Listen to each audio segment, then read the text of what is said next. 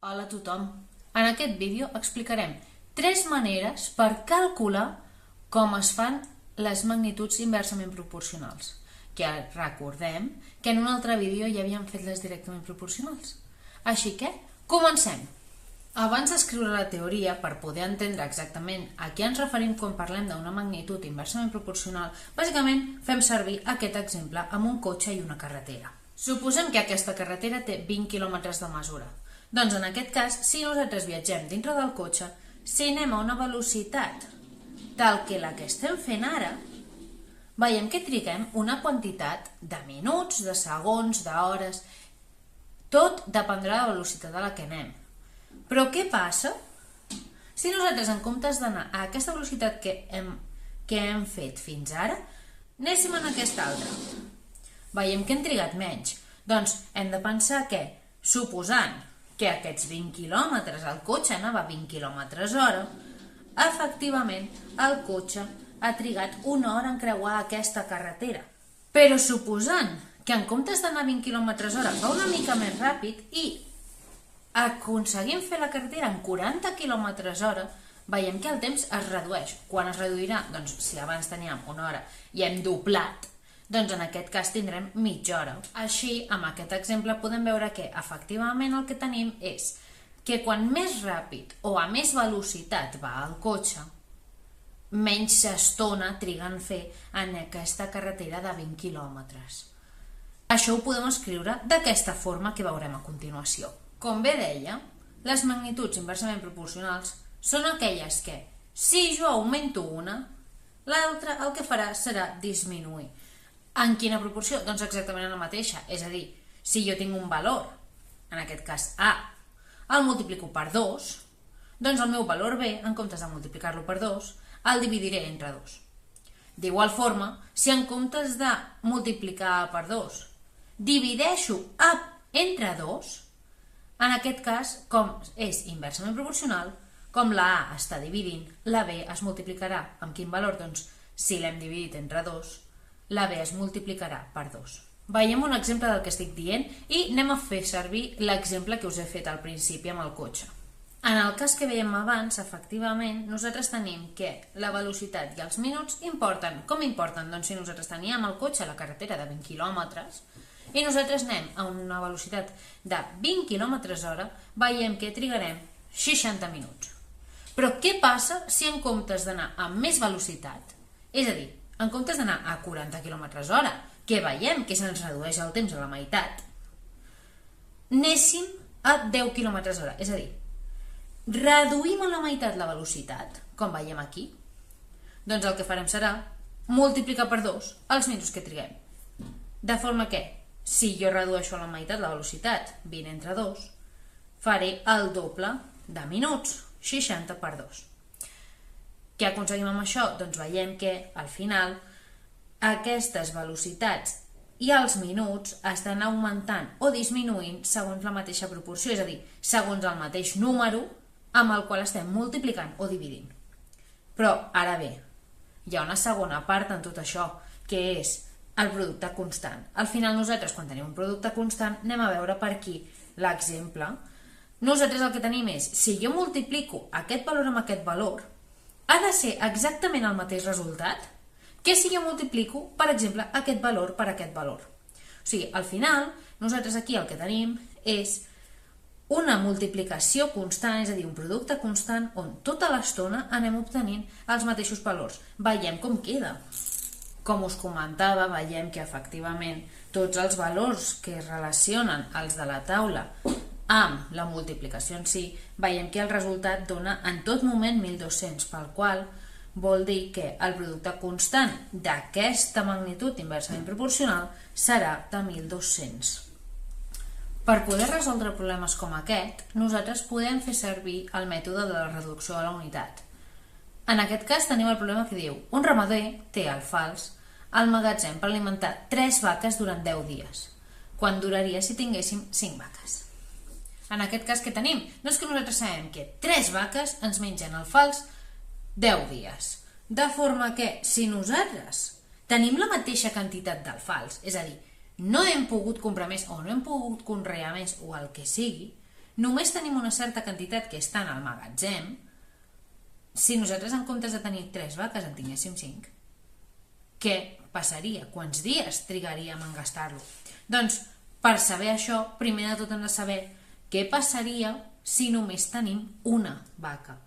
És a dir, nosaltres oblidem-nos que tenim 3, oblidem-nos que tenim 5 i només ens centrem en què passaria si només tinguéssim una. Per fer-ho, doncs, què farem? Molt ràpid. Nosaltres sabem que per poder passar del 3 a l'1 el que he de fer és dividir entre 3. I com són magnituds, se suposa inversament proporcionals. Per què inversament proporcionals? Perquè quantes menys vaques tinc, si tinc la mateixa quantitat de menjar, més dies em durarà el menjar. Per tant, al saber això d'aquí, jo sé que el 10 l'he de multiplicar per 3. Això em dona 30. Un cop tinc aquest resultat, què és el que faré? Doncs ja sé què és el que em passa quan només tinc una vaca, vaig a veure què em passa quan en tinc 5. Igual que sabíem que per passar de 3 a 1 hem dividit entre 3, per passar de 1 a 5, el que faré serà multiplicar per 5. D'aquesta forma, si nosaltres multipliquem per 5 el 1, dividirem entre 5 el 30. I 30 entre 5 sabem que és 6. Així doncs, la resposta final, al final quina és? Doncs que si nosaltres tenim 5 vaques a la granja, o on sigui que tinguem les 5 vaques i les volem alimentar, tenim aliment per 6 dies. Quan us feia la definició de la magnitud inversament proporcional, us he explicat el nom o què vol dir el producte constant. Al final nosaltres, si volguéssim buscar aquest valor d'aquí sense tenir els previs, nosaltres què hem de saber? Doncs que el valor del 3 multiplicat 10 ha de donar el mateix que el 5 multiplicat el valor que no coneixem. En aquest cas sí que el coneixem perquè l'acabem de resoldre. Anem a borrar-lo en un moment per fer veure que no el coneixem. Tenint en compte la definició de producte constant, nosaltres el que farem serà multiplicar el 3 per 10 i l'igualarem perquè sabem que el resultat d'aquesta multiplicació ha de ser la mateixa que el resultat d'aquesta.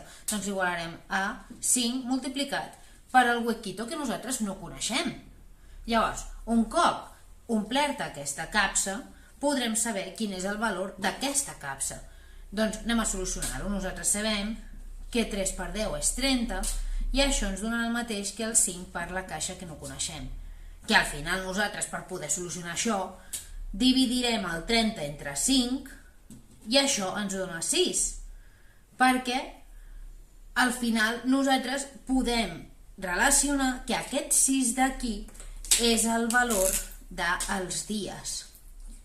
Què aconseguim així? Doncs tenir un mètode per poder aconseguir el 6 sense haver de reduir a la unitat o sense haver de fer altres passos.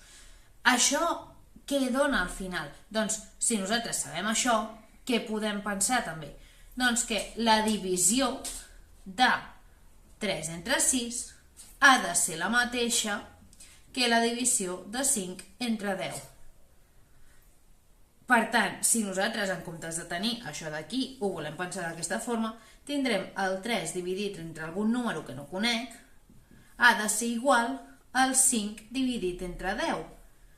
Gràcies a aquest mètode podem saber, gràcies a les magnituds directament proporcionals, que ja havíem vist que es pot calcular aquest número sense molta complicació, que al final no deixa de fer-se o amb una regla de 3 o amb una taula de proporcionalitat o amb el que sigui necessari per poder saber que aquest valor dona efectivament 6. Quan ens trobem nosaltres en aquest tipus de problema també ho podem pensar com una regla de 3, però aquesta regla de 3 no és directament una regla de 3 en la qual nosaltres multiplicaríem el 5 per 10 i el dividiríem entre 3, sinó que l'hem de pensar d'una altra forma. I com és aquesta forma? Doncs nosaltres podem fer 3 coses diferents. Quines són aquestes 3 coses? Doncs les escrivim per aquí. Veiem que els 3 tipus de càlculs al final segueixen sent els mateixos, és a dir, multipliquem el 3 per 10 i després el resultat, que és 30, el dividim entre 5. I això passa exactament en cadascuna de les formes en la que ho hem fet. Si nosaltres decidim deixar-ho tal qual, En comptes de fer la multiplicació de 5 per 10 i dividir-la entre 3, que és el que pensaríem nosaltres si estiguéssim davant d'una magnitud directament proporcional i que al final és el que nosaltres ja tenim interioritzat, el que farem serà tot el contrari. És a dir, jo el 3 el multiplicaré per 10, és a dir, agafaré aquesta horitzontal d'aquí i m'aniré amb el resultat, és a dir, amb el 30, amb la diagonal cap a baix, dividint entre 5. Quina és l'altra cosa que podem fer? Doncs, si nosaltres no ens en recordem d'aquest ordre o ens lia una mica, ens anem amb qualsevol de les altres dues. En el primer cas, el que he fet ha estat les vaques les he canviat. És a dir, jo he posat que 5 vaques li corresponen 10 dies i 3 vaques li corresponen al número de dies que no coneixem. I aquí sí, ja hem pogut fer la regla de 3 que sí que coneixem, és a dir, el 3 per 10 que dona 30 i el 30 entre 5 que dona 6. D'igual forma, en el cas del tercer cas que veiem aquí a la pissarra, hem fet el mateix, però en comptes de girar les vaques, hem girat els dies, però que hem fet que el 3 li correspongui al número de dies que no coneixem i el 5 li correspongui als 10 dies. D'aquesta forma també es pot fer una regla de 3 normal, que és al final el 3 per 10 que ens dona 30 i el resultat que ens dona 30 el dividim per 5 i això ens donarà 6. Amb tot això al final tenim una regla de 3 que d'una forma o de l'altra ens dona exactament el mateix resultat. Com sempre us deixo un petit exercici perquè ho pugueu fer i recomano que ho feu amb les 3 maneres diferents en la qual us he ensenyat com poder resoldre aquest tipus d'enunciats. Qualsevol dubte ho deixeu a comentaris i espero que us hagi servit molt el vídeo. Ens veiem a la propera.